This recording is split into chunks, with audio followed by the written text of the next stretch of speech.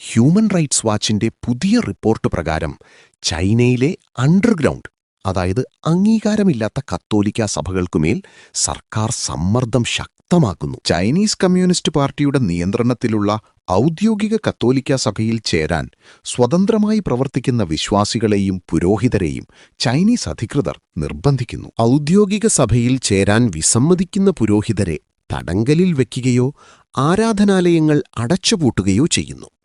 പലയിടങ്ങളിലും ആരാധന തടസ്സപ്പെടുത്തുന്നതായും റിപ്പോർട്ടുണ്ട്. വത്തിക്കാനും ചൈനയും തമ്മിൽ ബിഷപ്പുമാരുടെ നിയമനത്തിൽ 2018 താൽക്കാലിക കരാർ നിലനിൽക്കുന്നുണ്ടെങ്കിലും മതം പൂർണ്ണമായും രാജ്യത്തിന്റെ രാഷ്ട്രീയ നിയന്ത്രണത്തിലാക്കാനുള്ള ശ്രമമാണ് ചൈന നടത്തുന്നത്. ഹ്യൂമൻ റൈറ്റ്സ് വാച്ചിന്റെ കണ്ടെത്തലനുസരിച്ച് ചൈനയിലെ കത്തോലിക്ക വിശ്വാസികൾക്ക് അവരുടെ വിശ്വാസം സ്വതന്ത്രമായി പിന്തുടരാനുള്ള സാഹചര്യം നഷ്ടപ്പെടുകയാണ്.